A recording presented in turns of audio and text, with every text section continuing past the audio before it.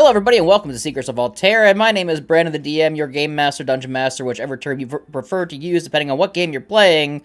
And tonight, I'm joined by our wonderful cast, starting with the dancing people to my... What the fuck? I just look up and I see you guys doing the worm. Grizz, introduce yourself. Hey everybody, it's Chris Squatch, and today I'm dressed like Macho Man Randy Savage. But today I'm playing Aaron Lawn, the Human Ranger. Yee. And we have Steakums. Hey, I'm Steak. I'll be playing Zorthos, Feral Tiefling Rogue, now level 9, and I'm an Arcane Trickster. It's nice to meet you. Yeah, you went up 2 levels because you were level 7 in the episode. I missed the message.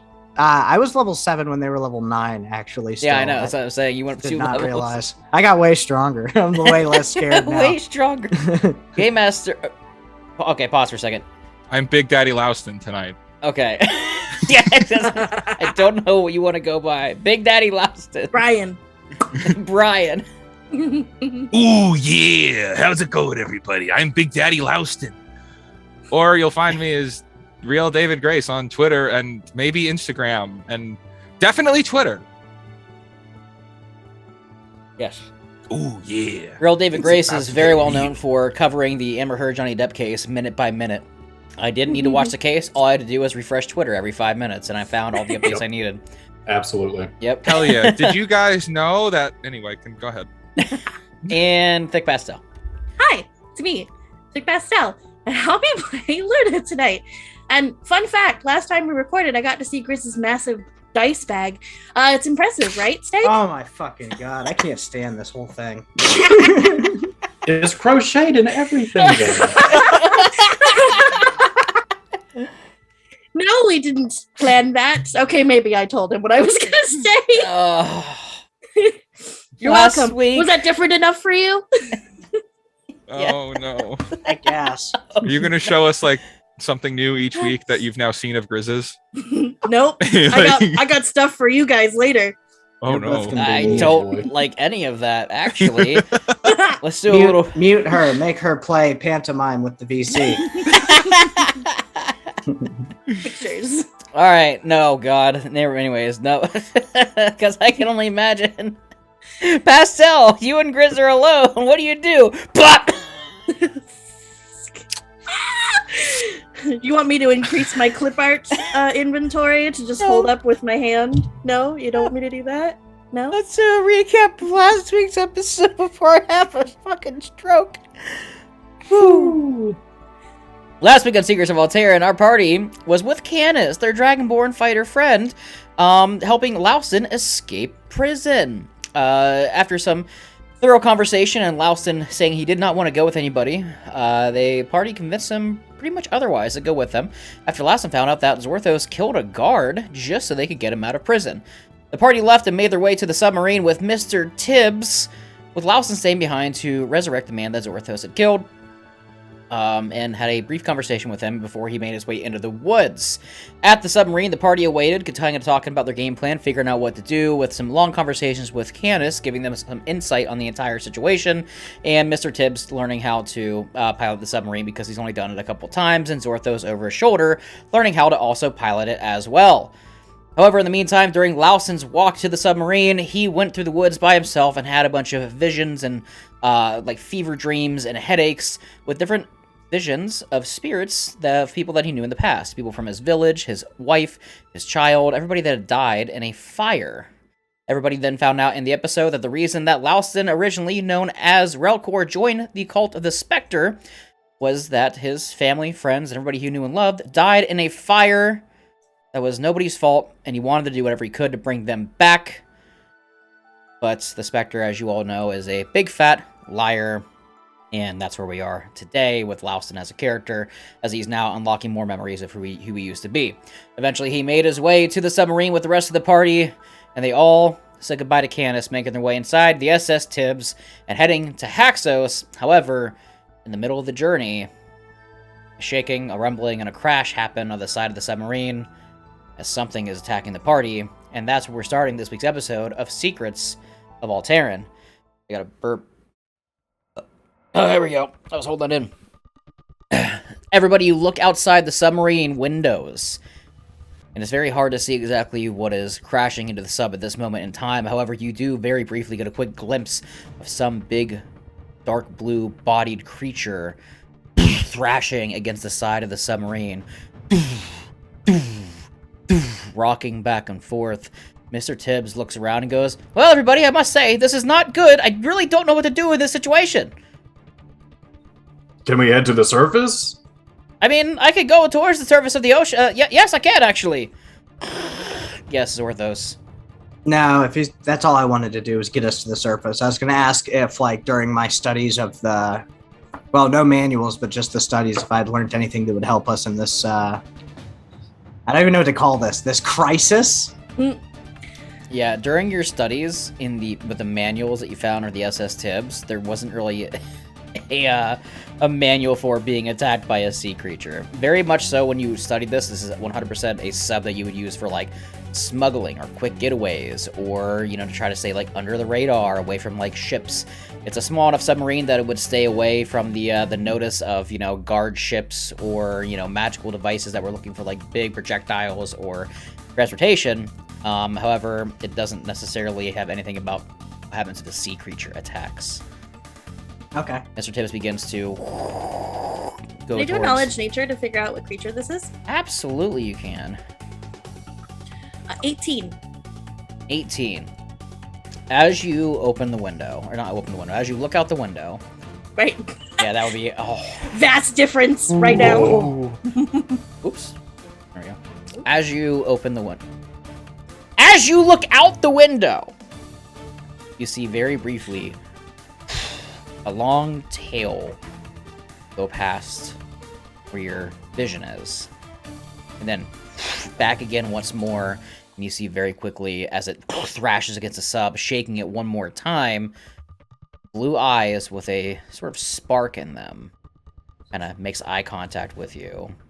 And you know this would be a creature that's, for some odd reason, shouldn't be in this part of the ocean.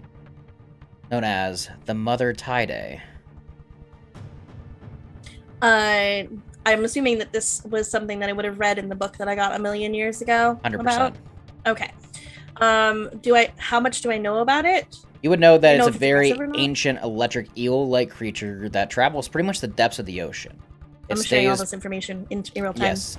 It lives in the depths of the ocean and usually feasts upon, bottom-dweller creatures. It lays eggs, it gives birth to other smaller tides. However, a mother tide is one that has survived for so long that it has grown to be almost a gargantuan size. They're almost unheard of or unseen because they do live on the depths of the ocean floor, but for some odd reason, this one is here. Aaron, you have Yes. speak with animals, don't you? I do. Maybe if you can get eye contact with it, you can, talk to it, see why it's attacking us. I would have to get to the surface first. 'Cause I'm I'll be able to- trying my best and I'm moving my fastest. We're in a small submarine as you're heading up and up and Oh, up. boy. Yes, Zorthos. Are there repairs that I can be actively making? Because I'm sort of panicking. Like this is Sea of Thieves, and you're just whacking the side. Yeah, of the like I'm looking for stuff that I can do to help. Do me a favor and roll me like an investigation check.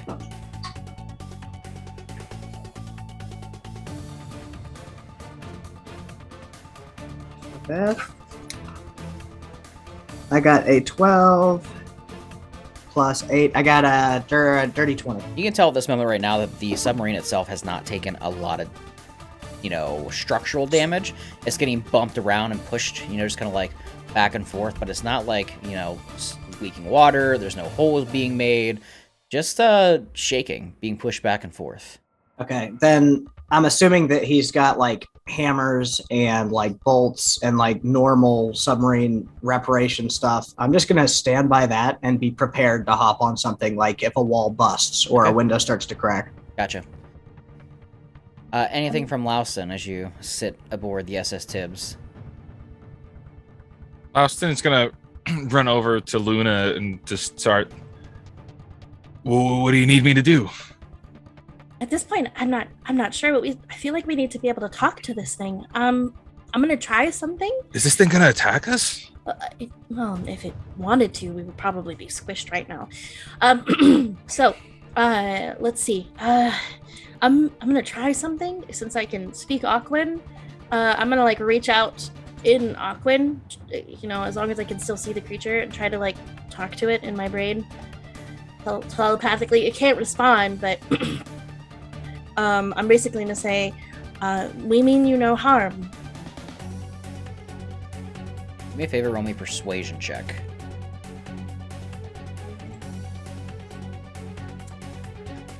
That is going to be something I'm not great at. It's gonna be 15.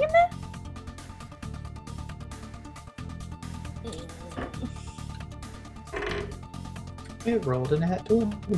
Of course. Luna, you speak out telepathically, correct? Yes, in Aquan, it can't. Yeah, it can't respond, right? It can't respond, Yeah. right? You speak out in Aquan, and your very calm voice, the shaking, bashing, comes to a stop. Oh, perfect. And you feel no type of pressure against the submarine anymore. Okay. Aaron, Yes. is it sticking around? Did it leave, or did it stick around? Oh, you're asking me or Aaron? Yeah, you. Do me a favor, roll me like a perception check as you kind of look out these windows. They're not massive windows, they're just like little ones you would look out like in a submarine. Teeny tiny ones. Perception. 13. 13. You can't necessarily tell. It's not in the distinct, general area right now, but be anywhere. You're pretty much in the depths of the ocean. However, as this happens, the submarine, you can feel it comes to the surface level. You see that the window that you're looking out right now is kind of like half in water, half out of water, as you're currently just kind of waiting on the top of the ocean water. Mr. Tibbs looks around. You see that he pulls a lever back and turns back to everybody and goes, "Okay, well, I've currently stopped the submarine. Do I continue? We are at the surface right now. Is anybody going outside? What is the game plan?" Aaron, can you tie the rope to me? I'll go talk to it. That way you can hold on to the rope and I'll jump in. Because I'm you gonna can't climb talk up. to it underwater. Sorry. I'm gonna cast enhance ability on Luna for what is animal handling? I think it's Wisdom? I think? wisdom. I think, yeah. Okay, so then It is wisdom, yes.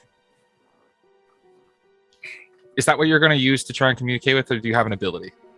No, I can't. Well, I'm just going to keep it. Understood me when I spoke Aquan, so I'm just going to talk to it in Aquan well, then because I can breathe in water. Just like it's air. Then you're going to have Eagle's Splendor. You have advantage on charisma checks. Okay, There you go. perfect. Okay. Tying a rope around Luna's waist. Yeah, So I'm Sorthos. I'm also definitely going out. Okay. I'm not going to be in the bottom of the submarine. Yeah. As you direct, as you guys explain that you're going to go out, you see the Tibbs goes over to the hatch and opens it up for you guys to crawl out once more. Mm-hmm. Okay.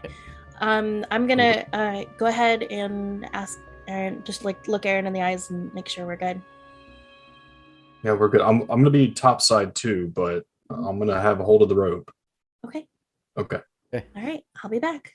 All right. Sorthos, Aaron, Luna, Laustin, do you also get out on top of the submarine, or are you staying down with Tibbs? I follow to defend Luna.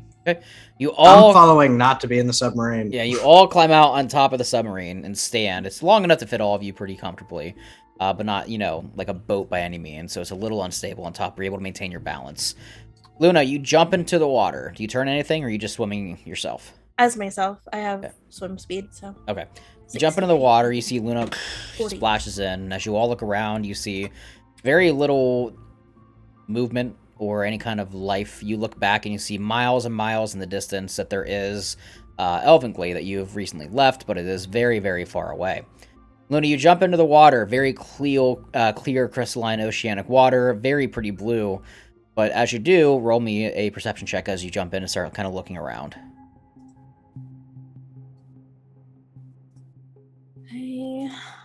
16. 16. You peer around. It's very dark. Sorry, it's not very dark. It's very bright because the light that's coming down. Very clear, clean water. You don't see much. Not a lot of fish either. Whatever this creature is, scared or whatever is around the surrounding area away. Right. Turn, you look up, you look to your left, you look right, but then you look down. And as you look down, you see flying at your face a massive face of an electric eel. A spike on its nose, 2 massive teeth that come out the side, and piercing jaws just wide open. And stops right in front of you, almost eye to eye. As you eyeball this creature, its elongated body, gargantuan, stretching for what appears to be, at least 50, 60, 70 feet down into the ocean water, spiraling around. It just beams at you, staring, and you see this odd, kind of like zapping feature in its eyes. They're very blue. They do not have pupils. They're just flat blue eyes. Every once in a while, you notice like a spark of electricity pierces through them as it is almost face to face with you at this moment. And its head is bigger than almost your entire body. Right. What would you like to do? I'd like to talk to it again telepathically. Hi. I just want to make sure. Are you okay? Is there anything I can do to help you? And I actually, you can't respond back in your mind. I won't hear it. So, do you have any other way to communicate? If you need help, I'm happy to help. Roll me a persuasion check. And I give it advantage.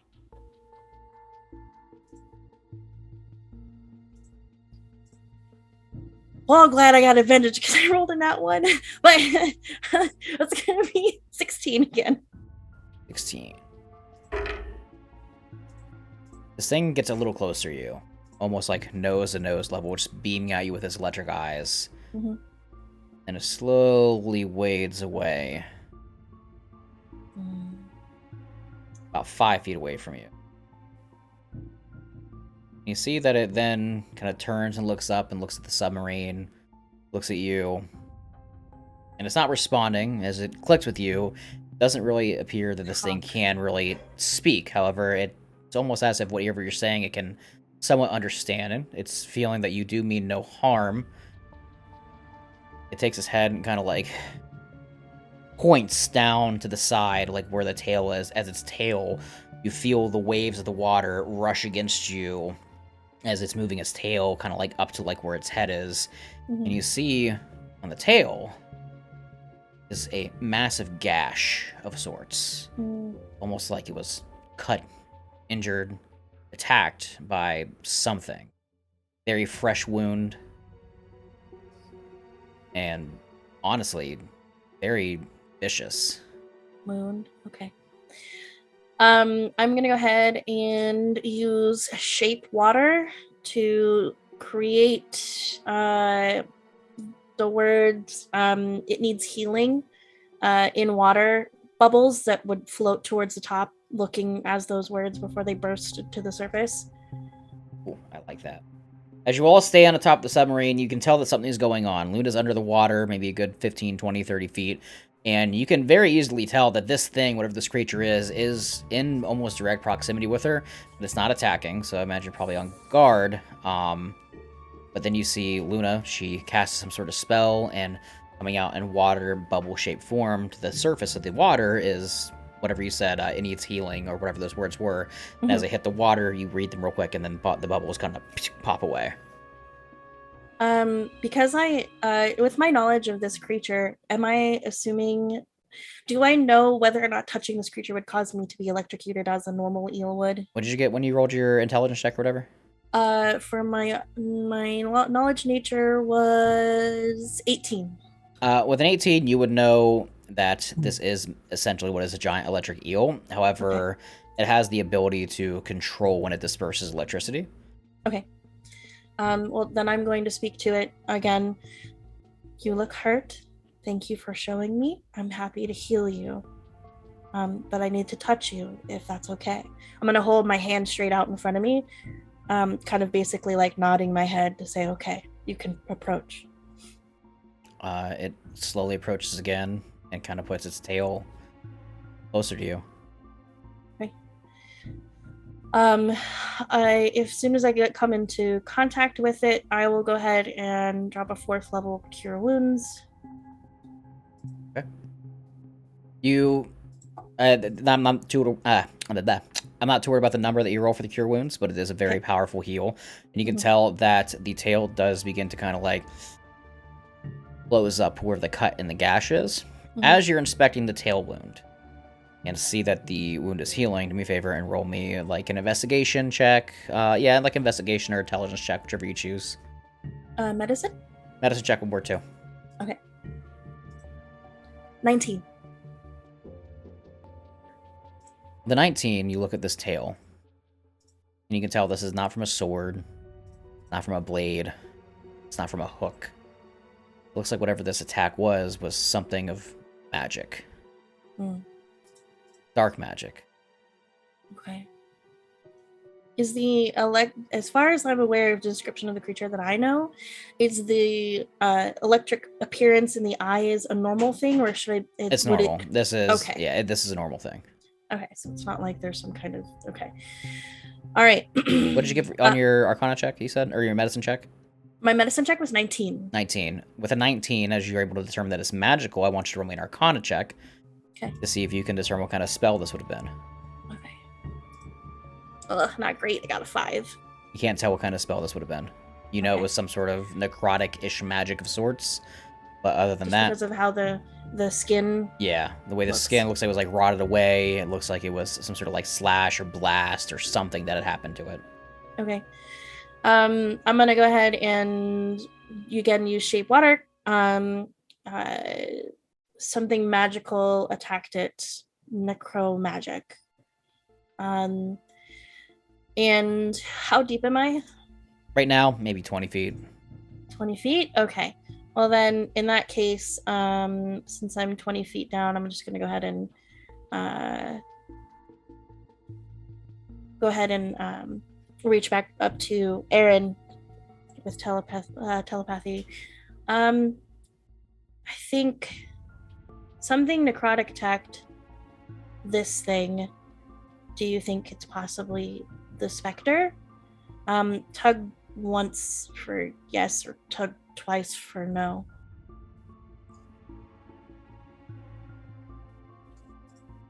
Aaron's gonna tug on the rope once.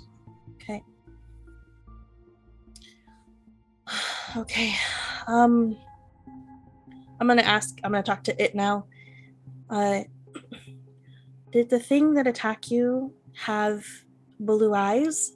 You can nod like this, yes, and go like this for no. As it looked at this tail as it heals, you see the tail kind of falls back down, kind of like stretching down into the ocean a little more, and it gets a little closer to your face. And it's very terrifying because this is essentially a siege monster. It's gargantuan, and you are face to face with it in the depths of the ocean right now. You can't necessarily determine, a way to speak to you. The one thing you do see is that his eyes, where the quick zaps of electricity that kind of flow through it, you see that the electricity begins to get more rapid, faster, and back and forth, until eventually both eyes glow a familiar-ish blue color, but more staticky electricity, like pulsating from these eyes, and then it fades back down. The normal blue eyes that this creature had. I'm gonna this is to Lauston. Lauston, I think that the specter is trying to possibly control this creature. I don't know. Its eyes are glowing blue, but it seems like it's fighting it off from what I can tell. Luna, you can go ahead and roll me like a Arcana check or just general intelligence check. Okay.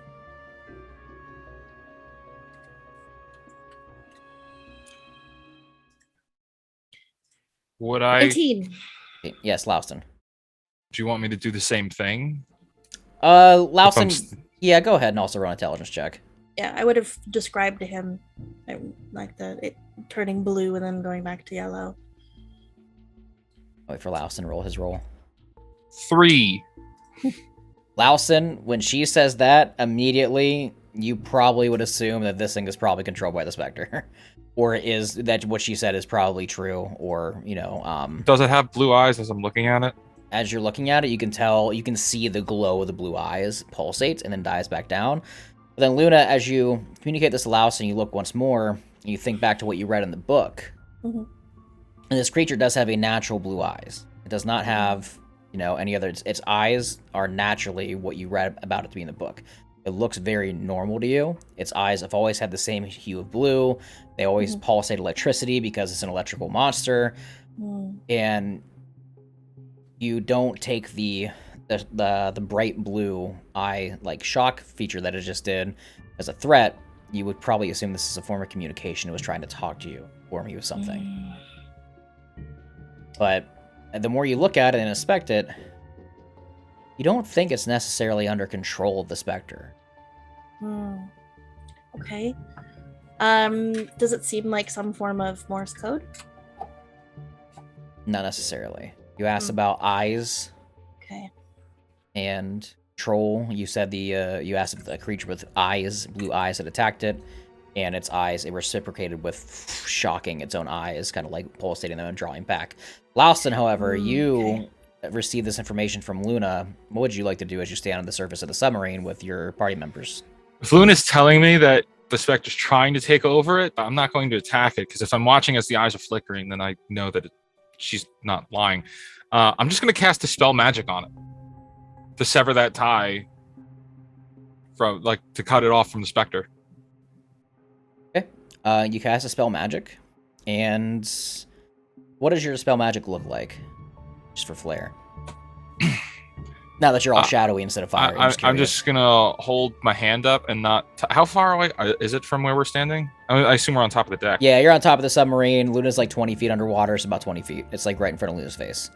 I'm just gonna hold it out and hold my hand out, and from in between where my gauntlet reaches my armor, you're just gonna see smoke come out of it, and it's just gonna slowly come out and then eventually just engulf the creature on its face.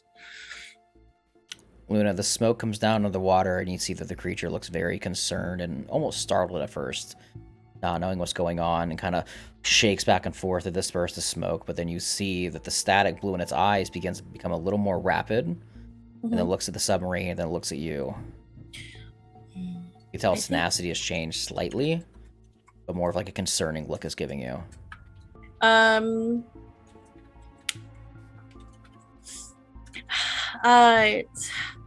I'll go to Grizz. Grizz has something to say. Aaron would like to take a big breath, cast Speak with Animals, and hold his head under the water for a second. You can't just hold you're on a submarine.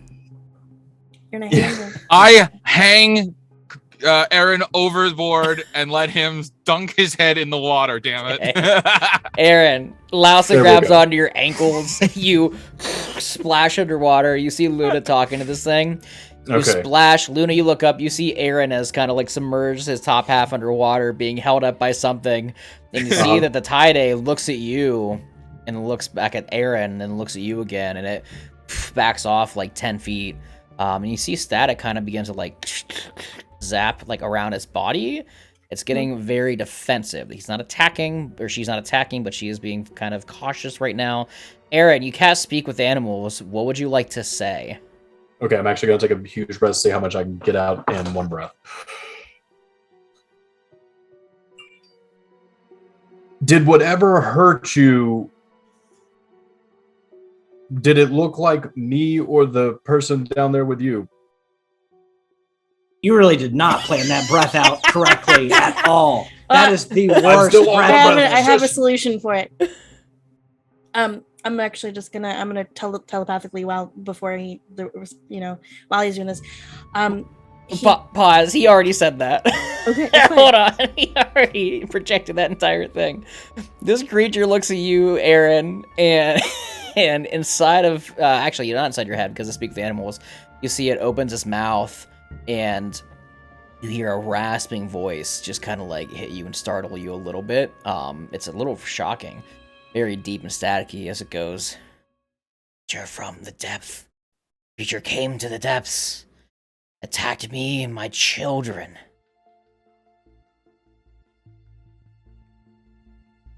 Okay, with the rest of my breath, I'm just going to say, Luna, we need to leave, because that's a bigger fish that's attacking that thing. And I'm going to pop back up. Aaron? Mm-hmm. As you pop back up, you hear one final phrase. It says, not creature. A man. Okay. I'm gonna telepathically say, I'm gonna go, keep yourself safe, but I'm gonna go figure something out to help you, okay?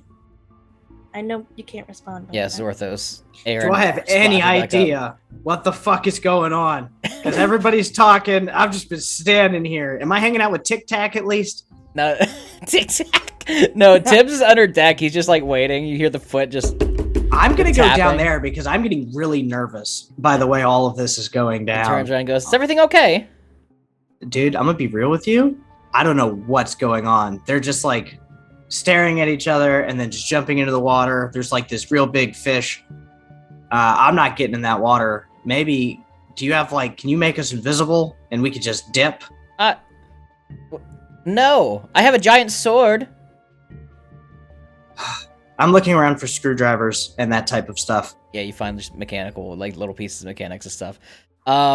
Aaron, you hop back up. Luna, you swim back to the surface of the submarine as the Mother Tide backs off and swims back down to the depths of the ocean. The tail kind of whips around and you feel the wave push you guys slightly. Aaron and Luna, specifically you two because you kind of spoke to it, you would be able to determine that this thing was attacked, whether it was by the Spectre or a creature of the Spectre. It had necrotic damage to the tail.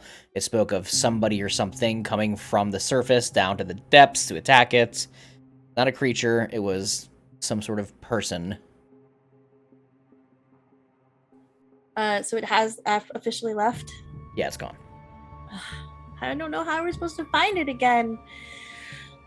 Some things just aren't meant to be helped. If whatever was whoever attacked that thing thought they could take it, we probably don't need to take on them. Yeah, but Can't help it. She healed it up. She healed it, and Yeah. it now swam away. Oh, good. Then let's get the heck out of here. well, Agreed. Yeah. there's children. Okay, It Wait, clicks. It with human children, like people children, or its children? it's children. Can't do nothing about that, I don't think. We don't have gills. Also, yes. Mm, You could probably determine that somebody along the lines of the Spectre or one of his magic users tried to kill or control this thing. But I don't need to breathe underwater. And Lobster turns and runs and jumps in the water. no, wait! Stop.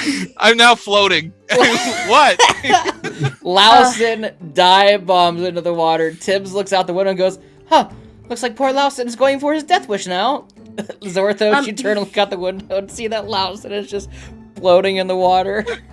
Well, the I just thing is- breathe real hard on the window. I just and I just write IDIOT, but I do it backwards so that it looks correct to him.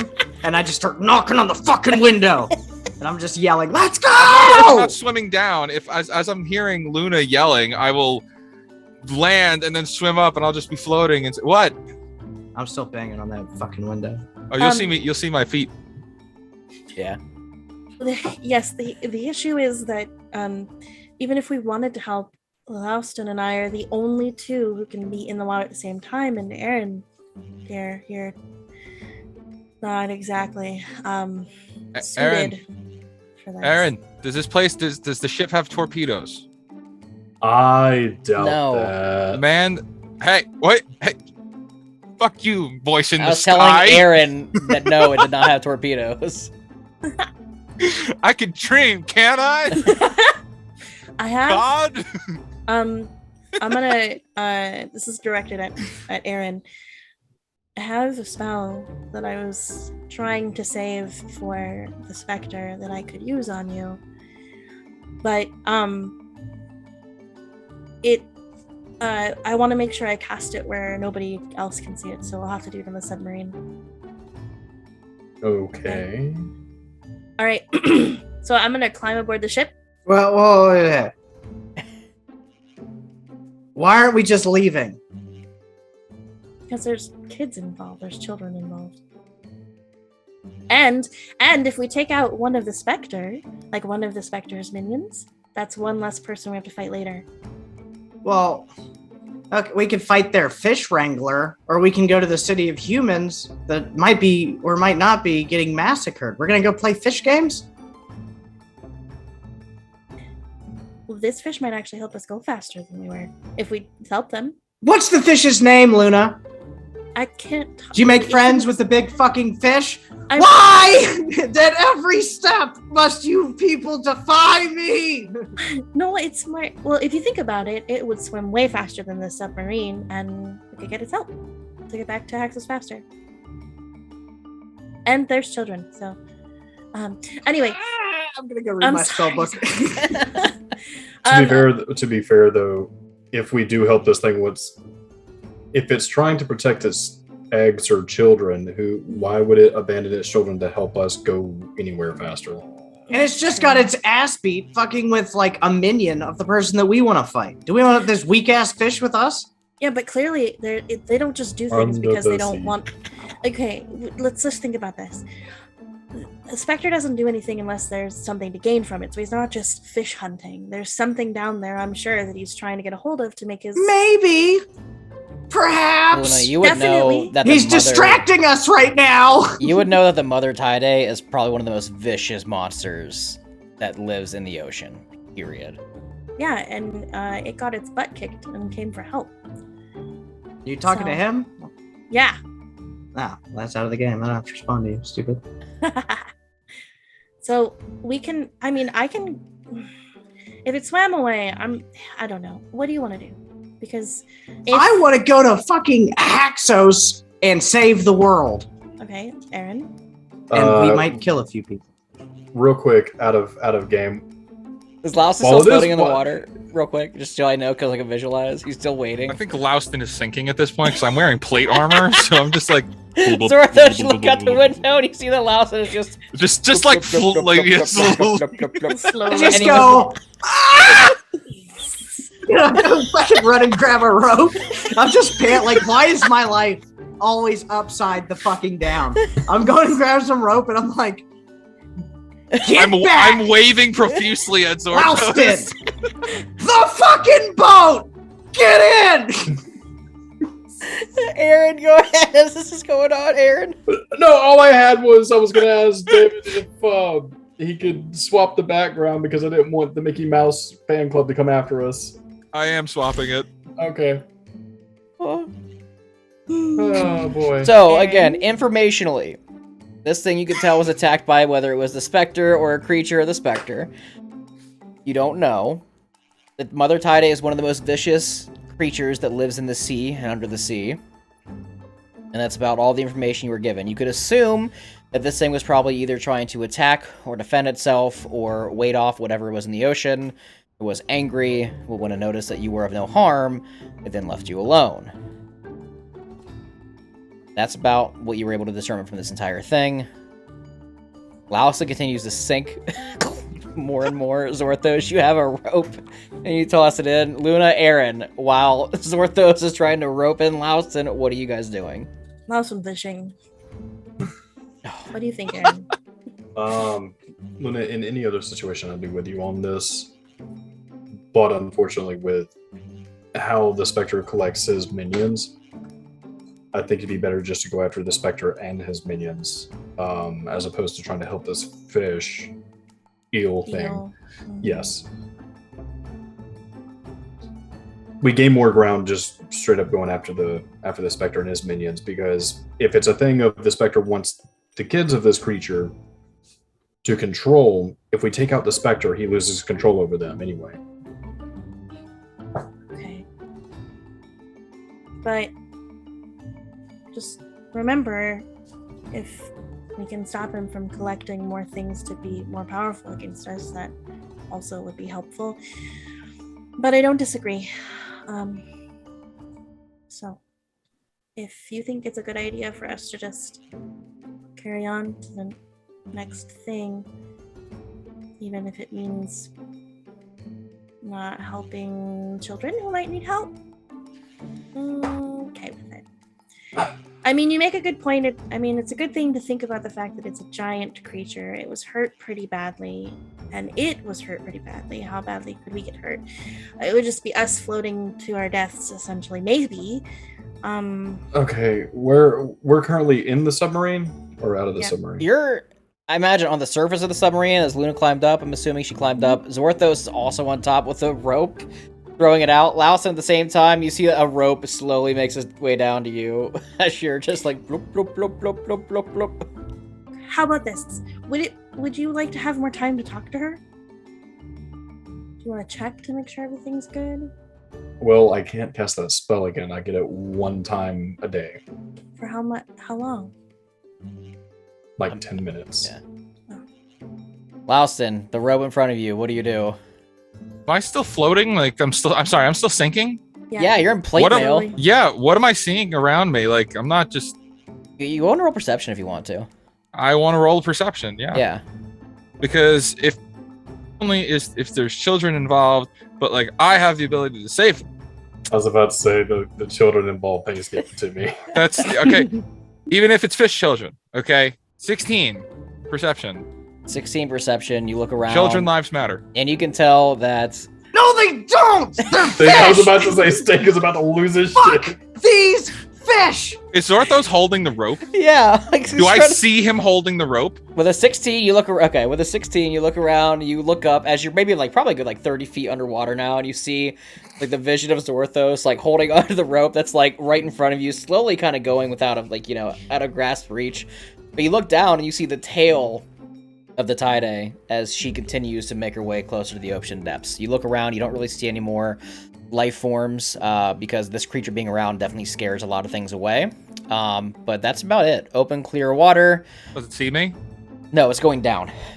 Oh, so it's not looking at me. No, it's swimming straight down. Luna, you know, you guys talked to it, scared it, /healed it, you know, kind of weighted it off. I'm gonna grab the rope and just do a tug, thumbs up, start swimming straight down. Oh boy. Zorthos, you see that Louston reaches up, grabs the rope. You feel 2 quick tugs in your hand, and you see the silhouette of a thumbs up. As Louston continues to swim straight down, Luna, Aaron, you turn. How long is this fucking rope? Like, first of all. And second of all, Probably I let 60 go. 60 feet. right? Probably like Rope? 60 feet. What, 50, 60 feet, standard rope, yeah. I'm gonna tie it off and go down below. Oh God. I'm just gonna tie it off to like the railing. But you can't swim. And, You can't well, no, you breathe. can't breathe. That, You can't breathe. Z, I don't know. You might not. No, be- I'm going down below the submarine. Oh, I'm not okay. dying Inside. for your Are you sushi going quest. down Periscope? Fucking ridiculous. No, if you want to kill this thing, go back to town and sell it, sure. If you want to fucking go save his little babies, you guys go ahead. I want to go kill the thing that's from the Spectre and get more info. Never mind. You don't know what I'm doing. I'm not with you. I'm not telling you my plan. I'm telling you my plan. Okay, Luna, what spell did you have in mind? I'm gonna literally tell him it is mine. Polymorph. I could turn you into one of me. Into one of... Can you do that to multiple people? Yes. Just one. The parties at their fucking house are going to be ridiculous someday. Mr. Tim turns around and goes, "Where is Louston? What are we doing?" Tibbs, I'm going to put it to you for real, what's going on. We're terrorists, and we're not very good What? at it. You've What? joined us on our quest. I don't know. I think we're going to go save a fish right now. I'm not joining them. A fish? A big fish, the one that was beating the shit out of us. Why They're would gonna- we save it? It attacked us, kinda. Says it has children. Children? Baby fish. I had children. They were all killed by people with blue glowing eyes. Which is what has. Never mind. Yeah, I hear you, bro. I want to go get that guy. I've got a lot of homeless friends that I haven't checked on in a while, and they were into trouble before I left. I had so- friends once, and they were all killed by people with blue eyes. Mr. Tibbs, we're not going to get along if you always make everything all about you and your dead friends. I'm trying to compare our feelings so that way we can get along. We have mutual interest, you see. Okay, you're feeling really main character-y right now, and I don't appreciate it. Wow. This is my time to be sad. I'm just gonna go pout. Don't like Okay. that. He turns back around. Let me know what I'm doing, everybody. I am just the captain. I'm not the main character. I am just an NPC waiting for direction. I will go down, I will go up, or I will go forward. I write his name down in my book. Aaron, Oh boy. Yes. the problem is with that spell is I have to concentrate on it, so I won't be of very much use. Oh. Otherwise, well, plan B will be I'll help you breathe if you lose the form. But Okay. then we'll both be useless at that point. Okay. Okay. So, huge risk. Obviously, Lauston doesn't need to breathe. He's fine. And Zorthos can cast spells from within. Zorthos is not leaving this fucking submarine. Y'all are crazy. This is in my brain. Your brain I'm is talking wrong. To, Bad talking to Aaron in his brain. Oh, I'm sorry. I apologize for saying all those accurate things earlier. It's fine. It's fine. Zorthos could probably, if you wanted to, cast spells from in here. If he wants to. Valid point. Okay. Okay, we okay, say we go do this. We'd have to do Yes. this really quick because Yes. I too would like to go forward and try to go stop the Spectre in his future plans. If this happens to be one of his plans that ties into the bigger plan, and we mess that up for him, all the better. So I mean, Lauson's already down there and he's got Yeah, a pretty good head he's- start. Right, and he can't likely swim back up. So Yeah, in the we're getting meantime, either way. Louston, you were actively swimming south, like down. Yes. Oh, I wasn't sure if you're just letting yourself sink or if you were like also swimming. Okay. Am I moving fast enough on my own by just sinking? 'Cause I don't really want to take like I'll start swimming a little bit, and then if I'm like, Yeah. this is kind of exhausting, I'm just gonna like cannonball sink. I'm gonna think heavy thoughts and sink. Yeah, Louston, you turn, you let go of the rope, you start swimming down, but you notice because of your plate mail, when you like project yourself, it really takes you off. And you look up and you see you're like at this point like 100+ feet away from the submarine, and you just kind of let yourself start to cannonball. But as you're sinking further and further down, as their game plan is trying to be figured out on the submarine, do me a favor and roll me a perception check. No. All right, fine. Back to the submarine. No, You guys- perception check. 19, 16 plus 3. 19. You look down, you look up, you see the submarine getting smaller and smaller as you sink. And you look down, and you see the tail end of the tie-day. Very briefly, goes into like some sort of underwater cavern about 100 feet away from you. Underwater caverns have treasure, and that treasure can be used to save other fish children. I keep going. Steak is ready to have a fucking aneurysm over there. just to see Zorthos. All right. Zorthos, you look out the window, Lausen is gone. Well, we're gonna have to get him anyway, so we're gonna have to go in. I'm not looking out the fucking window. I am reading my spell book alone. in Angrily. order. And every once in a while, I'll try to make small talk with Tibbs. I'll just be like, I'm sorry to hear that. I'll just every once in a while be like, sort of quiet out there, huh? Oh, yes, it's very quiet. Just waiting for direction on what to do. Yeah, Okay. I Tips think are we, going down. we should probably You leave. said down? Okay. Wait, hold on. Actually, 1 second. Wait, If one this moment. sub goes below the ocean, not to go to Axos, I'm gonna take over driving. Someone All tie right. him up. You're gonna fight Tibbs. Tibbs turns around No, I and goes, will fight y'all. Tibbs, we need to go fight the blue-eyed people. You're with me, right? I am with wherever He looks around very nervously. He looks at Aaron, he looks at Luna, he looks at Zorthos, he looks at Xena, and just goes, I am with... I feel very threatened right now. Aaron, what do you want to do? I am with the majority. Whatever the majority decides, I will do. We're gonna go save some fish kids. All right. Well, then we're gonna jump in the water, and I'm gonna cast polymorph on Aaron, turning him into a water genasi of similar size and build. I'm gonna nervously pace on top of the sub with my fucking rifle. forgot Just you had watching the rifle. water. Yes, I still have that rifle from Oh forever my ago. god. Luna, Aaron, you jump into the water. Aaron, you Mhm. turn into a blue water genasi. Yep. Jump in hand. You look down at the clear ocean. You see that Lalston is about 100 feet away from you guys, but it looks like he's swimming further and further down. He's kind of blurry to you because the farther down you look, the darker the ocean water gets. But as you look, you see that he kind of engulfs himself a little deeper into the water and disappears out of kind of like sight of vision. How would y'all like to proceed? I'm assuming you swim down. Mm-hmm. Okay. You swim down with your... What's your guys' swim speed? I'm assuming it's pretty decent as water genasi. 40 feet last I checked. Yeah. Yes. Okay, so you guys Okay. essentially catch up to Lalston pretty quickly because you are water genasi and maybe about 50 feet away from this cavern. Lalston, you look up and you see that Aaron and Luna are to your left and your right. As they've caught up, you look over at Aaron. You can tell that it's still Aaron, but it looks like his shape has changed somewhat. He's now blue. He looks more like a water genasi rather than a human.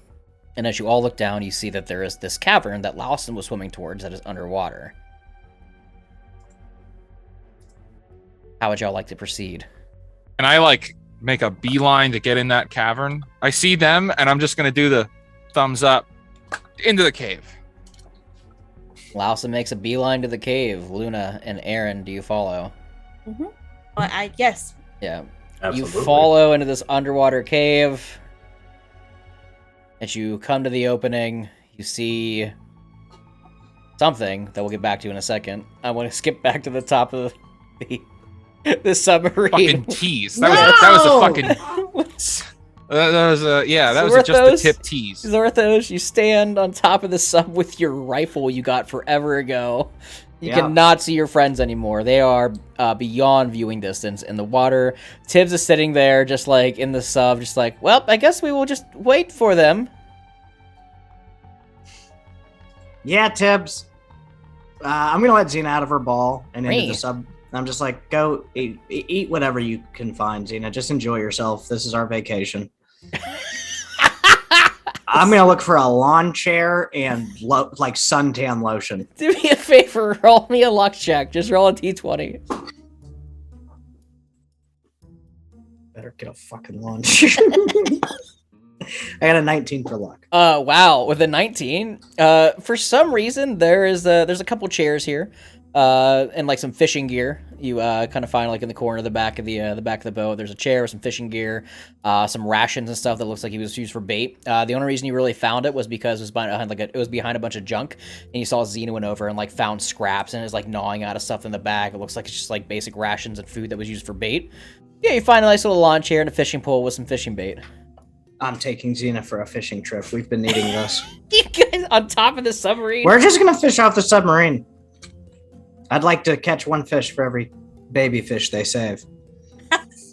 I'd like to PEMDOS this whole thing into nonsense. So I'm gonna start fishing like my life depends on it.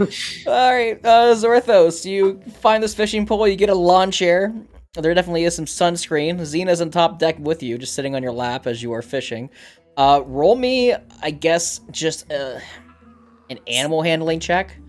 Okay. See if you can reel one in when you get like a bite. I didn't sarcastically take animal handling. It's Wait, would it be animal handling or would it be survival? Oh, I forgot survival was a roll. Survival, yes. It's definitely survival. Is that survival also wisdom? I think survival's I believe intelligence. so. Yes, Yeah. it's wisdom. It was Fuck! okay, there you go. That doesn't help me at all. All right, still a base roll. But I'll take a 19. Yeah, Zorthos, you sit there for a hot second and you feel a bite. You feel a tug. You reel it in and you caught yourself a nice little sea bass.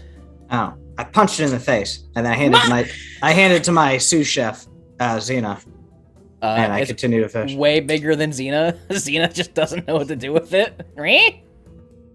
Fire it. Do your fire stuff. Oh, and Xena headbutts it and ignites it. Do that 50 more times. We've got a snack. It's just like a little bust of flames. Xena goes, ring, like chomps on the back of its neck and drags it on the top of the submarine and just like sits in there and cracks her neck and goes, ring. Sous chef. Oh, bother. Just headbutting it, little sparks of flame coming out. Hell yeah. Tibbs goes, is everything okay up there? You like fish, Tibbs? Absolutely. Excellent. Get your ass up here. Bring some beer.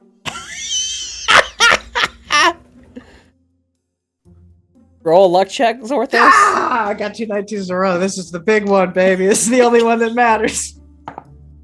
11. He goes, I think there's some mead down here from the gnomes. Let me find out. Ah! It's a 6-pack of O'Doul's. No, he climbs up. He has a bottle of mead. He goes, will this do? Oh, this is gonna turn into a redneck tailgate real fast. Come on up here, buddy. Grab a pull. Well, I guess if we're not doing anything else, this works. We can get some food for our travels. We'll save the world later. Right now, we're gonna massacre fish. Vacation time. You see, he just sits on the boat and starts fishing with you. Back to the cave entrance. You look inside and you see that this underwater cavern is kind of a complex cave. Well, I wouldn't say super complex cave system, like an underwater tunnel system. It goes deeper into the ocean depths, and it looks like it's one straight and narrow path. But as you look in, you see once again the tail of the Mother Tide kind of goes around a corner. This cavern is very big. To the Mother Tide, kind of small. You know, it barely fits her. But it does, comfortably enough so she can kind of like maneuver in and out of it. But the last thing you see as you look in is the tail kind of go around a corner. How would you guys like to proceed? I'm gonna keep going until I see some bad guys that need to be obliterated from the planet. Following. You all follow and continue to trail the Mother Tide, following its tracks, following the waves, following the tail, going around the curves and the corners, and eventually find yourselves in a wider opening of this cave. And you see the Mother Tide indeed is inside of here. Very spacious, very big, probably a couple 100 feet in diameter. See, she is circling around something. As you look, see that she is circling around something, you look down, kind of what she's circling above, and you see a bunch of eggs. Kind of like the center of this cavern. Very quickly, the Mother Tide snaps her neck. And you see the eyes glow an electric blue color. And it flies right in front of you and stops. Angrily looking. I'm gonna talk to it. Are we all caught up by now, or like they caught up to me? Oh yeah, you guys all together. Yep. I assume you guys all went together, like swimming at the same time. Oh. I was about to say, we got a swim speed of 40 feet now, so... Wait, is there 2 Lunas? No. No. There's Luna, it's- and there's Aaron, who is also a water genasi now. You could tell it's Aaron. Oh, okay. Yeah. You guys all kind of met up together. They swam down faster than you were because they're water genasi, they can swim. They caught up. You guys all saw this together and kind of traveled along this cave system together.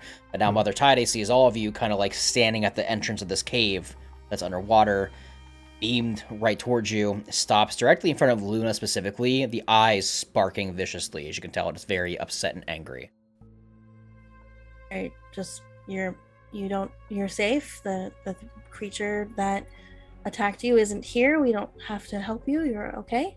Your children are okay. See that she backs off again about 5 feet, still sparks in the eyes.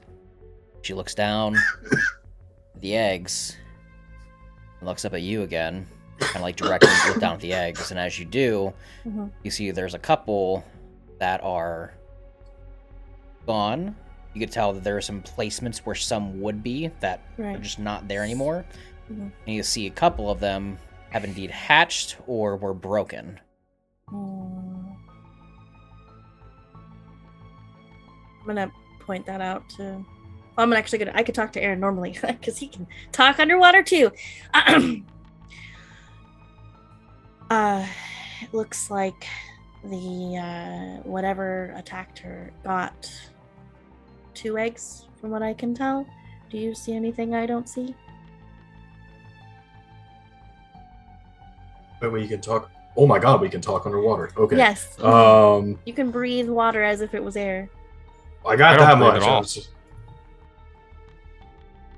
all. All right. Nah, not that I can tell. Investigate. I'm gonna keep looking around. I'm gonna do just Can- like look for any like clues or hints about where this being might have gone and make sure that they're actually gone. Question. Yes. Since you turned me into a water genasi, do I also get dark vision? We don't have our dark vision. Oh, never We've mind. got acid resistance. You have acid resistance. You can breathe air and water, and you have a swim speed. I don't know that you would get the shape water cantrip. I would assume that you wouldn't. Yeah, I would assume not. So, Yeah. all right. So Anyway. you're looking around for like Okay. clues and such. You said, right? I'd like to assist. Yeah, is it Ed? as he pointed out? Good point. Can we see, dark vision being a thing, or because of her light, ambient light off of her? Oh, it's very well lit in here because of the Okay. electricity and the sparks from her. Yeah, it's easy to see. The cave was kind of dark, but she let off like an ambient light from the electricity and static. Okay. Go ahead and roll like an investigation check with advantage as Aaron assists you. Or the water tastes like lightning down here. 24. I roll a 19. 24.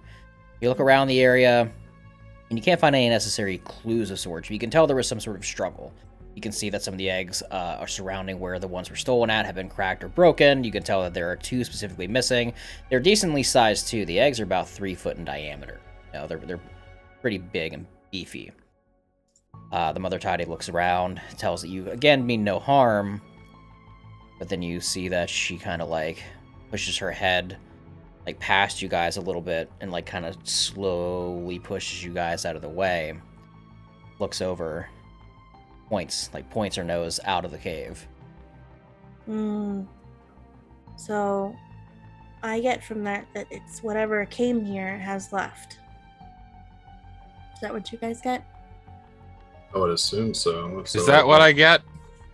Yeah, you could assume. I don't know so. what that means. Do I know what that means? Yeah, you could assume that whatever was here is gone. So we came down here for nothing. Well, we couldn't have known. So, well, now we know that. But now we know that they're 2. And knowing is half the battle. Right. So, let me think some more about the book that I read. Maybe we could talk a little bit more on our way back up about maybe possible spells that could benefit from that as a reagent. Let's talk about it. I think that's... Oh, wait. Lawson can't. However, as you guys are discussing the matters, He you doesn't see need the to breathe, mother... so he could talk, right? Mother Tide, you probably talk underwater, yeah. Just be muffled. But because he's not, doesn't the gills or anything. Oh, But you can probably talk. As the Mother Tide kind of like nudges you guys out of the way, you see that she slowly starts making her way out of the cave.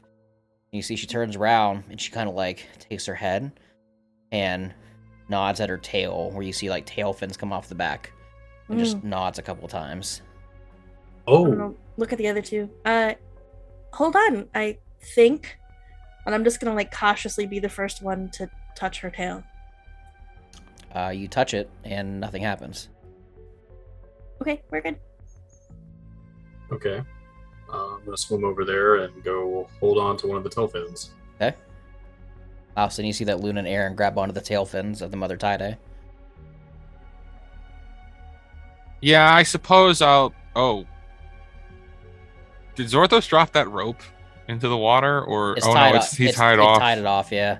Oh, Yeah. shit. Yeah, but we're like hundreds of feet down. That rope Yeah, is you guys no are way about over 200 here. feet down, yeah. I kind of... He I can't touch her. extend my hand out, and then I like pull my hand back very quickly, realizing that He can't touch her. I don't want to hurt it. Yeah. I have rope. I start flagging, waving to you guys. What What is it, boy? Is little Timmy strapped to the web? He probably can't touch her because of his. condition? I don't Right. remember. He had a hard I'm time. gonna I have a condition, guys. I'm Gonna sorry. pull out some rope and tie He's it got around funky. myself. There's a and- cream for it, but I haven't gotten it yet. Oh, boy. So I'm gonna tie off some rope to myself and drag the rest of it behind me. Aaron grabs tail fin of the Tide, ties rope around self, throws it underwater to Louston. Yeah, I'm actually gonna hold on to Aaron too. Like I'm just gonna like put my arm around him as well to like make sure that Louston's weight is more distributed between Yeah, the two I of us. gotcha. Yeah, so you kind of assist with holding onto the rope. Okay, as you all hold on, the Mother Tide looks around, and you guys feel a as it rushes out of the cave, Oh, a shit. lot faster than any of you can swim. Comes out of the cave. Zorthos, you feel a very small, just kind of like of the submarine kind of wade in the water. Do me a favor and roll me like an insight or intelligence check. You're also muted. Mr. Tibbs, I got a big one coming. Oh yes, Mrs. Orthos. It appears that we're really getting it done here. And what was that roll? Like insight or intelligence, as you feel the wave. 24. 24. You know that feeling you get when you're like getting tipsy and getting drunk, but then something happens and it snaps you out of it? Mm-hmm. Yeah, that kind of happens with this wave. You like snap out of it, and you can assume that something's going on. Oh god! I pick up the rifle and I shotgun some mead. All right, whatever killed our friends is coming for us, Mr. Tibbs. Oh, it is our time, and I'm just gonna rack the rifle. He goes down and he grabs a sword, pulls it out. He goes, "I'm ready to take out whatever took out our friends." I will go into battle with you, brother. To the day I die, best friends, Tibbs and Zorthos. I'm gonna touch the tip of my gun to the tip of his sword in a cool combat way. You're touching tips. We're just gonna touch tips like, and we're ready to go. Like King, what? You stand and wait on top of the submarine. I'm doing a combat stance, just real wide. Era, Lunan, Jesus Christ. Aaron, Luna, Louston. The mother Tide zips across the ocean floor. You see that various creatures, fish, sharks, everything else, instantly move out of the way of this thing as she is flying. But eventually she slows down after what feels like at least like a mile or so, very quickly, traveling off course. And you see she stops and pulls the tail around, kind of like to her head, to where her face is, where you're all holding on to.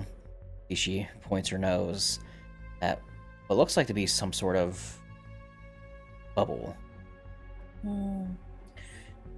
Quick clarification, exactly how much time And is by bubble, I mean it is like a, imagine like a, I can't think of the word. Star Wars Episode 1, the Gungans lived in like these weird, massive bubble-like things underwater. It looks like a... It's a boomer! Yes, one of those. It's like underwater, sitting on the ocean floor. Maybe about 100 feet in diameter. Quick moment of clarification. Exactly how much time has passed since I cast Polymorph? Maybe 20, 30 minutes. Oh, perfect. Okay. All right.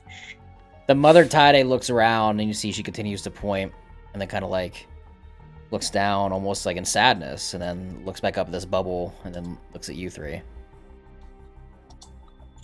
That's where they took her babies. How far is it from us? About 50 feet. Is it below us? It's like right in front of you. It's like sitting on the floor of the ocean, this massive electrostatic If the bubble. creature's still moving... Now she stopped. With us, she I'm going stopped. to... Oh, okay. Well, then I'm just going to release and fly at that bubble and hit it as hard as I can. You see that as she points and pulls the tail forward a little more and more, you let go of the rope as your momentum carries you forward. Aaron, Luna, you see that Lausen has been pretty much projectile launched towards this bubble. What would you guys like to do? I would like to, and I would assume Luna would also like to start swimming that direction, giving chase to Lausen. Okay. I'm going to assume so as well. Launched forward, flying towards the electrostatic bubble. Lausen, however, you make it there first. You pop into whatever this is, and you feel yourself instantly hit the ground as you're no longer in water. As you stand and shake yourself off being wet, this looks like some sort of underwater, like small, not village, couple houses, what look like to be made of stone and coral and a reef. Maybe like 7, 8 little huts of sorts, with one bigger one that is in the center, kind of all surrounded. As you see, standing around you, maybe like 10, 15 feet away, a couple of Sehugen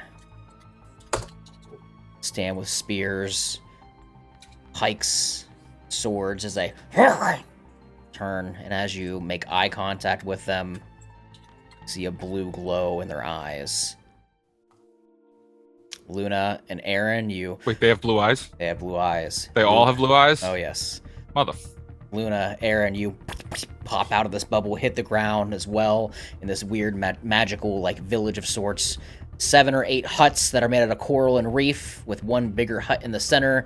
And you look around, you see that there's about 5 Sehugen that stand surrounding you about 10 feet away as they were surprised, shocked, holding these spears and pikes in their hands with blue glowing eyes. We're going to roll for initiative in a second. Zorthos and Mr. Tibbs, you stand at the top of the SS Tibbs. What would you like to do? Or what do you... Anything you're doing? You notice that the shaking of the rumbling of the sub is stopped. Pretty calm now. I'm just like sort of eyeballing the water because very suspicious. Tibbs, should we like? No, that'd be crazy. We shouldn't go down there, right? In the sub. I believe that. I don't know. How much fish do we have? Roll me a d20.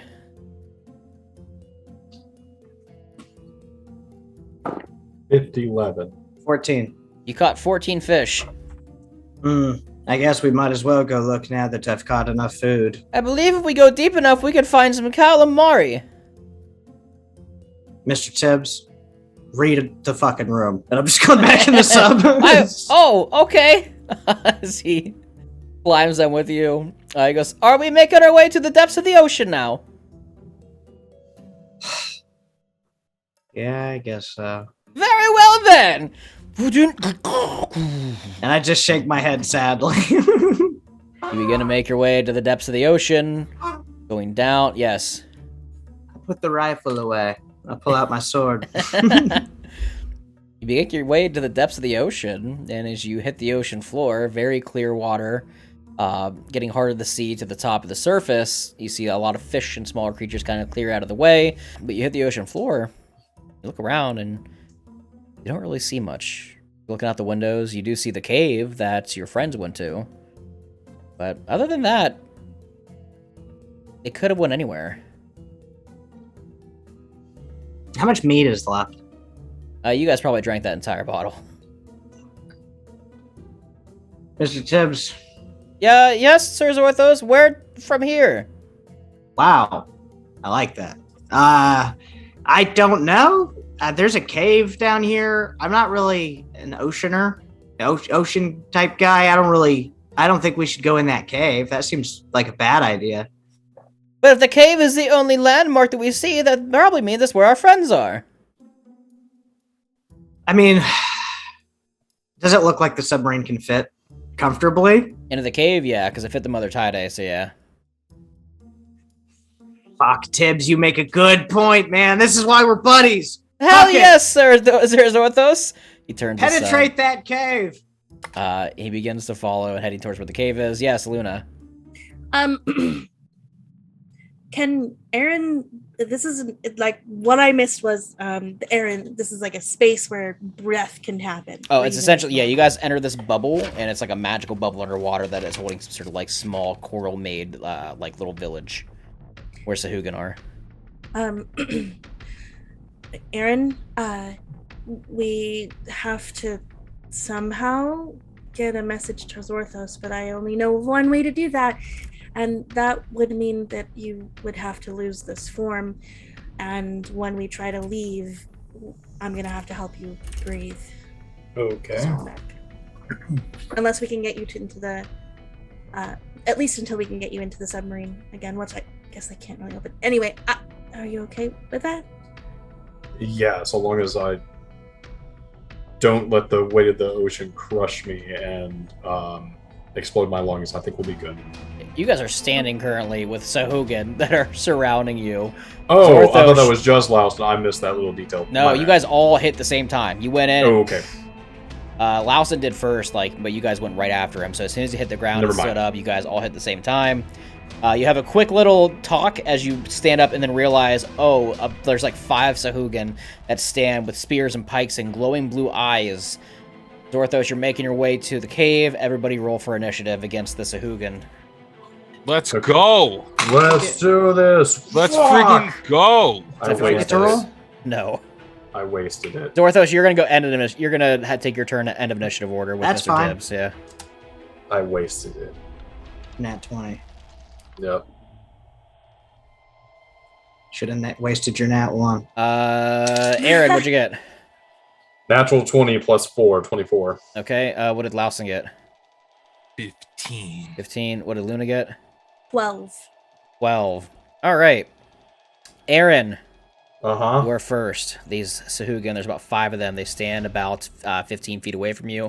They're spread out a little bit, probably within like 5 feet of each other, but they're very shocked, taken back by you guys bursting through their bubble in their small little alcove, this village that is underwater. Stand with pikes. You were first. What would you like to do? Okay, question. How are they formed? Are they like surrounding us, or are they like grouped together? Kind of like a U shape a little bit, or like in a line. You look ahead of you 15 feet. You could tell they were busy at work doing something. Whether it was like, finishing up some of the buildings, or they were just kind of like, gathering supplies. But as soon as you guys popped in, they're kind of spread out. So you look 15 feet ahead of you. You see there's like, one like 15 feet to your left, and like maybe like 2 directly ahead of you. Maybe like the other 2 are to your right a little bit, but around about 15 feet, all within 5 to 10 feet of each other, kind of like in a line. Kind of in a line? Kinda. Like I can make that work. I pull out my bow and I cast Conjure Barrage. Oh. Each creature in a 60-foot cone must succeed a dexterity saving throw. I will say you can hit probably 3 of them with ease. That's fine. Okay. It's a dexterity saving throw? Yep. Raw roll for them. 14, nat 20, and a 19. Damn. Okay. Well, wait. My DC is 14, so that also passes? Yes, meets beats. Okay. Well, then, they will all be taking half damage. Alright. So 6 plus 2 is 8, plus 7 is 13. Alright. Well, it's a half of 13. They all take that amount of damage. So 7. You shoot your arrow up in the air. It bursts into a bunch of smaller arrows as it rains down on 3 of the Sehugen that stand shocked with their spears and blue eyes. They cover themselves as much as they can, but they are still sliced and scratched as the arrows come down for 7 damage. Okay. There's not really much I can do on a bonus action. No, there's nothing I can do on a bonus action after that. That's my turn. Okay. Laustin, what would you like to do? How many are there? There are 5 in total. Based on what Aaron just did, do I think that they took a lot of damage or any at all? You can tell they took some damage. Do they seem phased? Yes, they do. Okay. Scratched up pretty decently from that. Fair enough. I'm going to I'm just gonna look at one that is uninjured at all, and I'm just gonna like point at it, be like, "Back to hell," and I cast Blight on it. What kind of saving throw is that? Con? What did it say? What's that? What did it say? What do you speak? Oh, I guess it. I'm assuming it probably didn't speak Aquan, did it? Nope. Got it. That is a con save. Con save. 7. Oh, that's a fail. Let me roll some damage dice. 1, 2, 3, 4, 5, 6, 7, 8. Boom. 44 damage. It explodes. You point your finger at the Sehugen, it goes, and it just explodes. Blood, guts, Sehugen blood, and just, entrails everywhere that burst amongst the ground. The rest look horrified and enraged as they all hold their spears and their pikes ready to move in. Anything else, Laustin? And then as a... Oh, no, I don't have that anyway. That's it. Yeah. Okay, Luna, you are up. What would you like to do? I'd like to make sure that Blue Eyes is again with the creature we just saw isn't normal for these guys. It's not at all. Oh, okay, perfect. You would know it's not. This okay, is the same blue eyes that you noticed from the Spectre followers.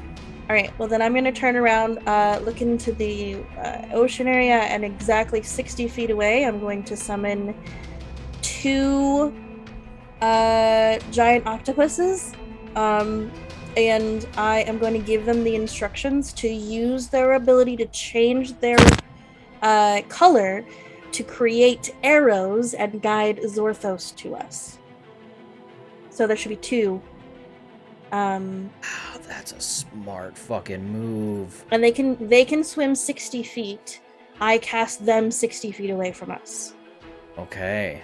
So I'm gonna instruct them to try to guide, and I'm gonna describe the ship, and use their coloration to form an arrow to point in our direction and keep guiding them our direction. All right, do me a favor with that, because you guys did swim pretty far away with the tide because you moved very quickly. Yes. However, I will assume they're probably gonna take dash action, just somewhere them far Yes. away. Yep. Zorthos is gonna be able to see things from a distance because the ocean water is very clear. I want you to do me a favor and roll me a d4 -1 Okay.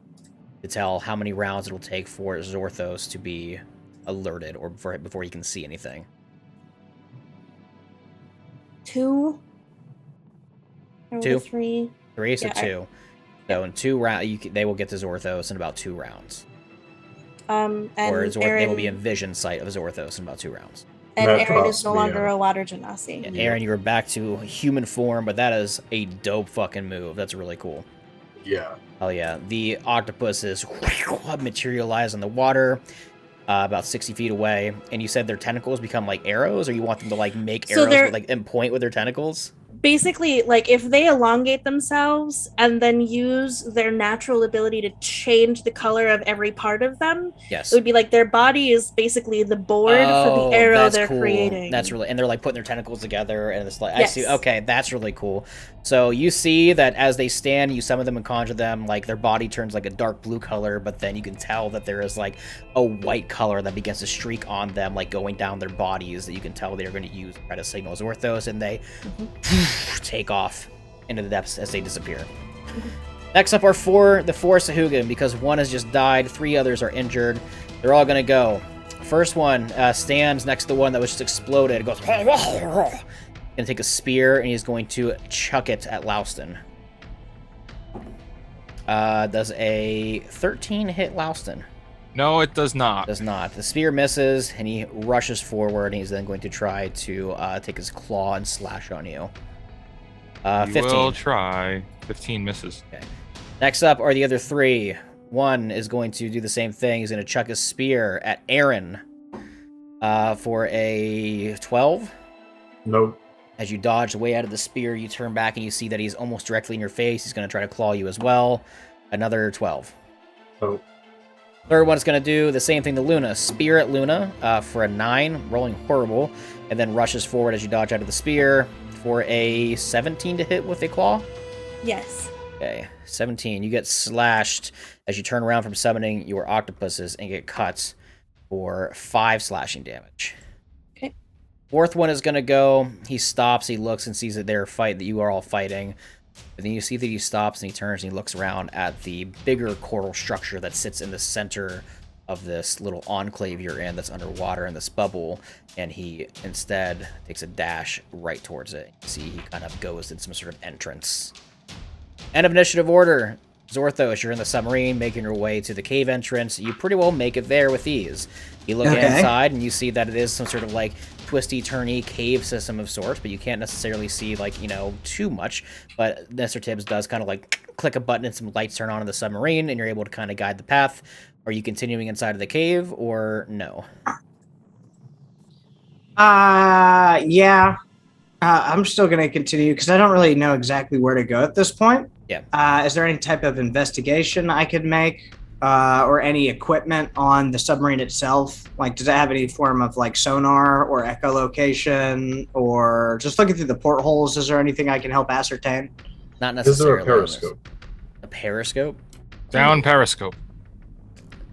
I will say yes, there's a periscope for the fun of it. Yeah. Yes. I'm going to periscope. You check the periscope. So before you head inside the cave, you periscope. I want Mr. Tibbs to check it. You must I say, Mr. Tibbs, check Yes. the periscope. Make sure there's no scallywags about. I shall do Find so. me, my friends. You see he gets onto the periscope. He's going to roll a perception check. He got a 12. With a 12, he looks, he goes, Sir Zorthos, I believe I see something in the distance. Well, now aim the submarine and drive that way. Post haste, Mr. Are you Tibbs. sure? They look like creatures of sorts. What kind of creature? I Give me don't- that. I don't know. Go get on the fucking periscope. Roll perception to see if you can find them and spot them as well. Do I have advantage because he's already found them? No, because he doesn't, like... Okay. There's no way really for him to help you, like, look at the same time. I got a 9. And for me, that is a 13. 13, you see the same thing he did. You can't really determine what they are exactly. You see just, like, the silhouettes of something just... like, rushing towards you, like, your general direction in the water. Just, like, it looks like two silhouettes of, like, blobs of something. You can't really tell what they are. Do they look like my friends? No, you can tell that they are not of human nature. All right. Well, I guess I'm not going to go that way. It would make sense not to go that way. I'd keep looking, and then I'd go into the cave and start trying to find where these guys are at. Okay.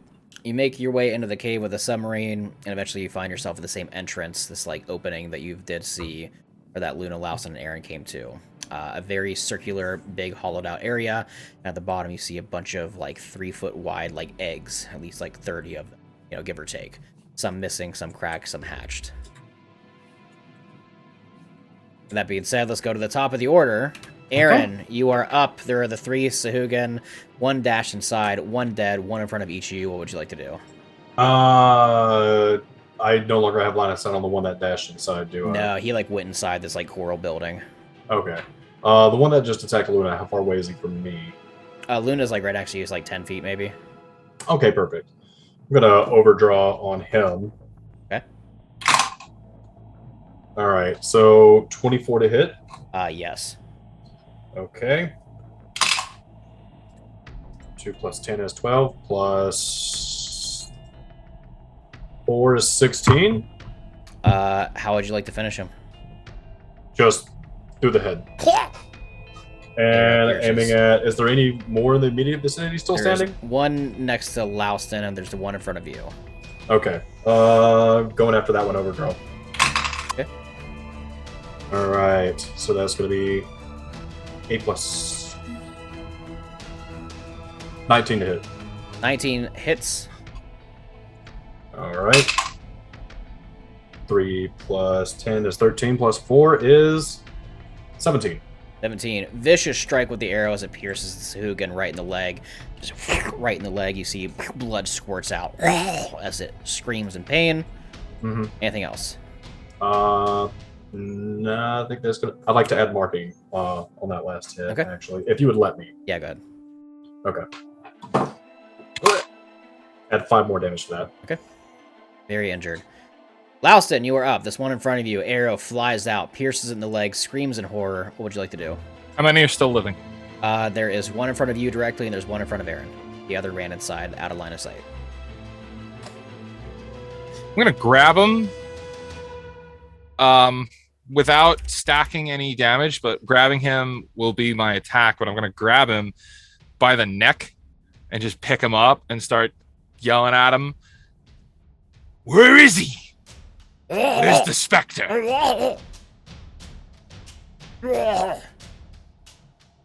Is he here? Is he pointing at anyway? Or He's just like frenzy, just... You don't understand anything you're saying.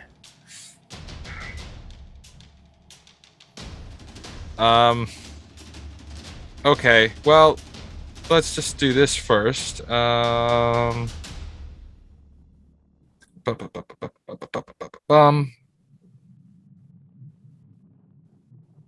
Does a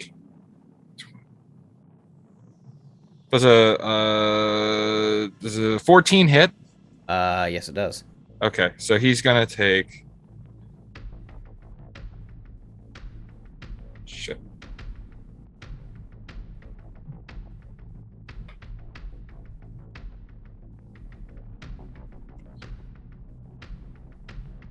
Damn it. Sorry. There you go. He takes 9 damage just from me picking him up and holding him up in the air. How would you like to finish him? Oh, I'm just gonna as the necrotic energy starts coming out of my hands, like rotting him away. I'm just gonna snap his neck and throw him through the bubble. God, just snap the neck and you take and toss him out of this bubble as his body begins to just float let away. Him float. Floats away. Shack food. Luna, you are up. There's the one that is in front of Aaron. What would you like to do? Quick question about previous time.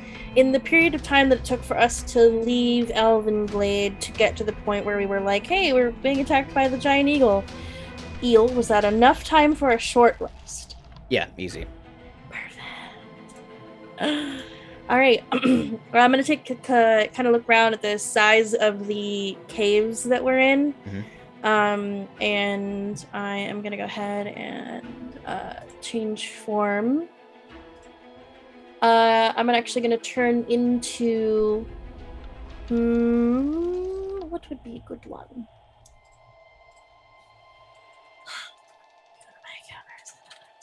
Sorry.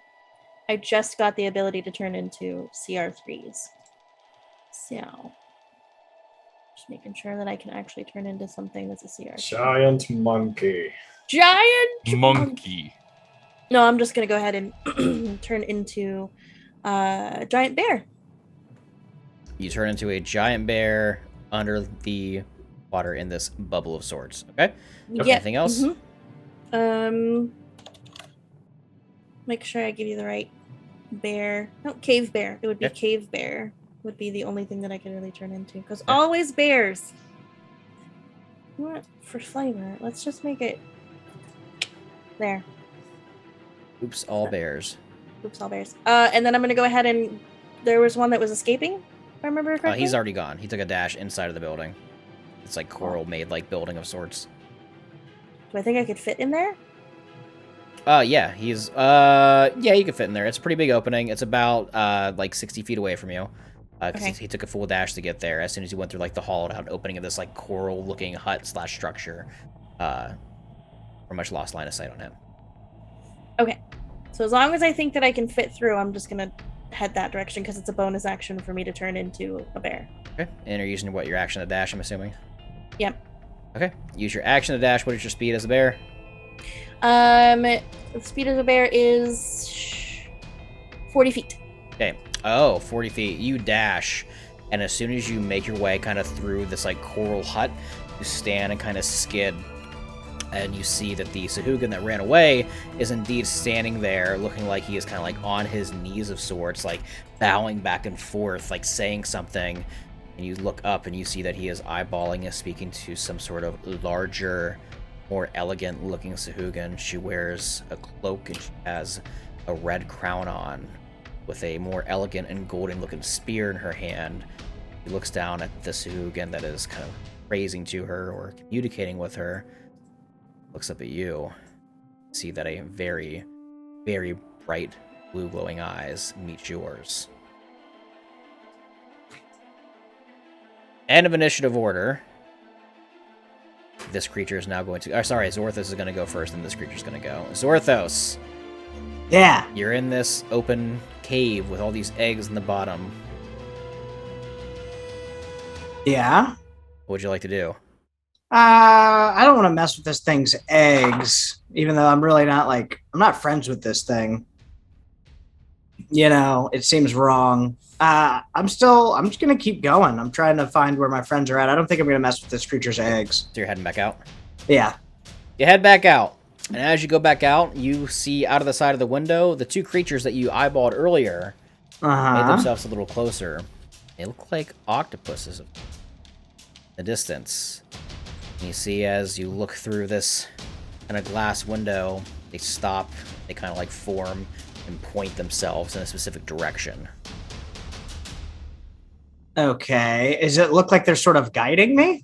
You could tell with the help of the periscope as you look out, that it looks like they have like arrows that they're making like arrows out of their tentacles that are like a shade of a color. Looks awfully suspicious, but because I'm used to Luna doing blue creatures, so the yellow's throwing me off a little bit, but I think I'd be smarter. The octopuses are blue, but they have like white arrows. Look like they kind of like change the color of their skin to point in a certain direction. Okay, so I can still tell. Oh, yeah. Okay. Yeah, I'll follow them. That seems like the right way to go. Mr. Tibbs yells, "Full speed ahead then, Sir Zorthos!" Ah! Takes off. Okay, And awesome. last up is the Sehugen High Priest. She looks at Luna in bear form as you walk in. You see that she looks at the small Sehugen that is kind of praising up and down, looking at her. And she speaks out in common. Says, "You poor fools could not keep simple intruders out." She raises her hand and just squeezes, and you see the Sehugen just... And you hear a snap of the neck as it falls and hits the ground. She looks up at you, Luna, and says, "I highly suggest that you and whoever is out there disturbing our practices for our Lord leave immediately." Only if you tell me who your lord is. In her head. It's down. Looks up at you and says, "Oh, he has told us about you and your friends causing a disturbance. Okay, But confirm, what Inspector. is it that you're doing down here? We are trying to control the oceans. And I've warned you." She takes her spear, holds it in her hand, taps it on the ground, and it glows necrotic-like energy sparking at the top of the spear. "Turn back now, and maybe I won't tell him where you are."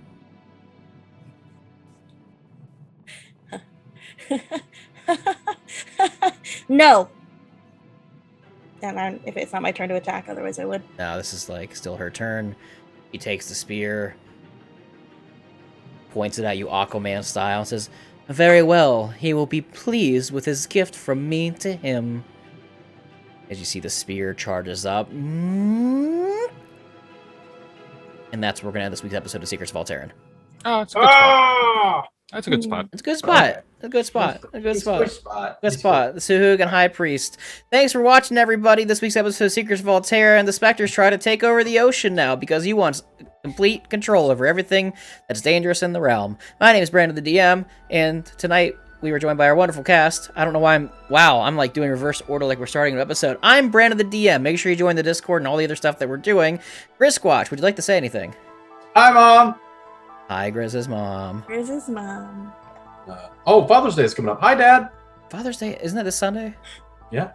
It is. Hi, Dad. You don't Hi, watch my Dad. stuff, Dad, but hi. I hope that you got your cigarettes and your milk. Yeah, thanks a lot, Hi. Dad. Ooh. Wow. My dad's one of those hotshot drivers.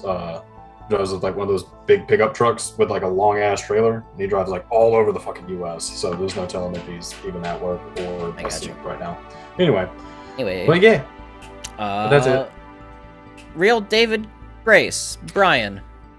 Hi guys. So we have a cool announcement dropping tonight. So myself and Grisquatch and Thick Pastel and a couple other people that you've seen up here are going to be starting a new campaign soon over on a channel called Proto Topics on YouTube.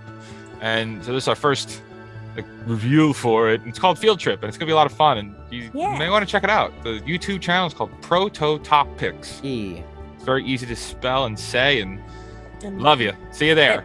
And Brandon will remember to tell Nico so she doesn't freak out about not having the link. Yes.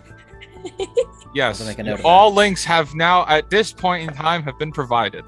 This time. And they're not. Blame Nico. Love you, Nico. Thick Pastel. Hello, it is me, Thick Pastel. I am on a Twitch, and stuff. And that's pretty much it. I just do random things. I'm on a new schedule now, so I'm actually streaming in the evenings.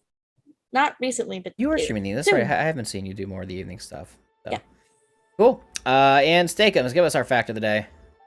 Caviar and roe both belong to the same thing. They're fish eggs. Caviar is basically a processed fish roe that belongs to a particular type of fish, the sturgeon, while roe is just a general form for fish eggs of marine animals. So I was going for roe, not caviar.